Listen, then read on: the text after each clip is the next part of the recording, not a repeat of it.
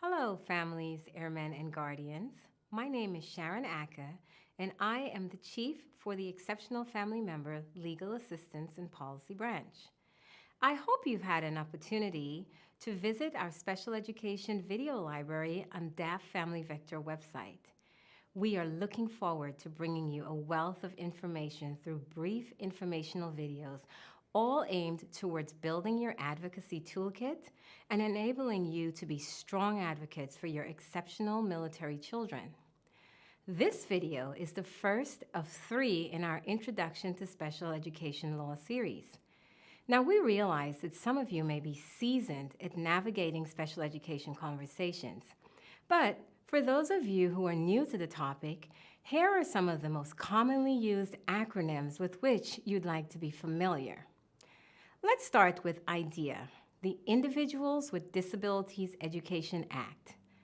Special education law really dates back to the early 1970s when parents began to ask courts to address disparate treatment for children with disabilities. In 1972, Congress launched an investigation into the state of special education law across the United States. And what they found was that there were about 8 million children in need of educational services. Less than half of those children were receiving the services that they needed. So in 1975, Congress responded to that with the first public law around special education services. Now, at that time, it was called the Education for All Handicapped Children's Act. We no longer use that term handicap, but in 2004, Congress strengthened this very act, and it is now known as the Individuals with Disabilities Education Act, or IDEA. Therein lies our first and perhaps most widely used acronym in special education. IDEA is the federal legislation that requires states to provide all children with disabilities with a free and appropriate public education, or FAPE.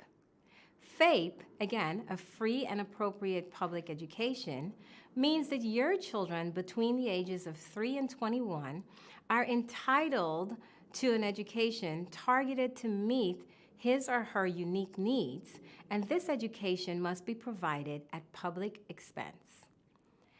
IEP. IEP stands for Individualized Education Program.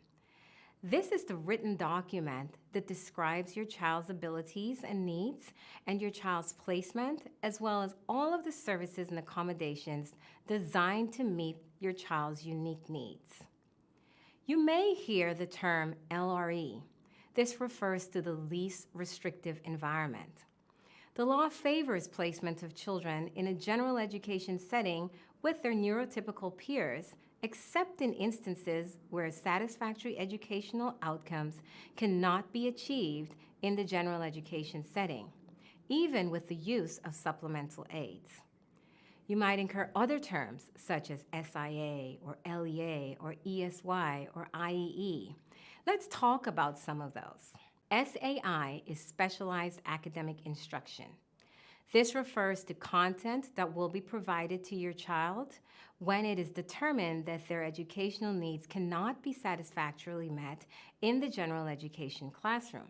The next term, LEA, or Local Education Agency, is a term used to identify the agency responsible for your child's education within a specific geographic area.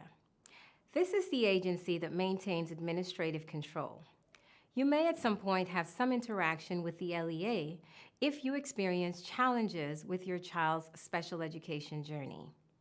ESY, our next term, means extended school year and refers to educational instruction extending beyond the traditional school year.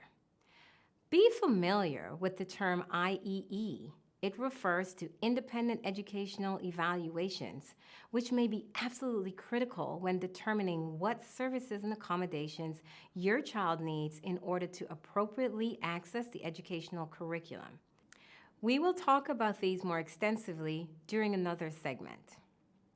If your child experiences behavioral challenges, his or her IEP might include a BIP, or a Behavioral Intervention Plan. This is simply a written plan of strategies that your school must implement to prevent or control unacceptable or inappropriate behaviors. PWN, prior written notice. Let me first mention that prior written notice does not occur prior to an IEP meeting, as might be indicated by its name.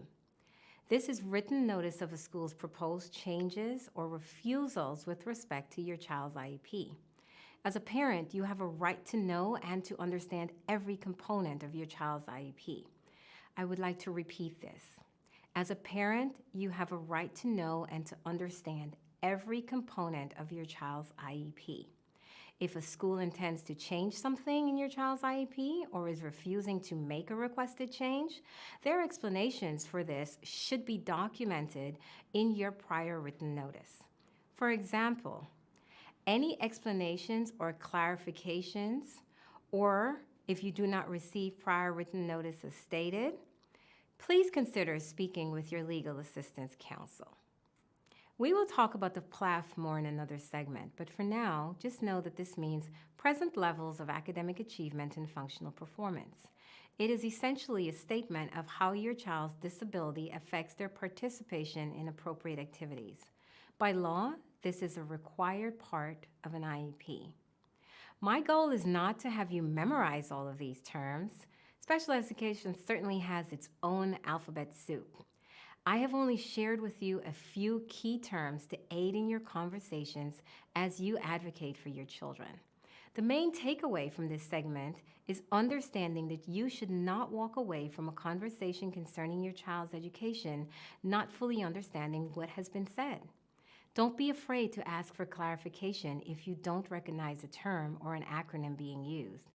In the next segment, we will continue our introduction to special education law, but in the meantime, remember to seek assistance from your local legal assistance office if you are experiencing legal challenges related to an IEP or an individualized education plan, services, transfers, or disputes, or simply you just need to understand what your rights are under special education laws.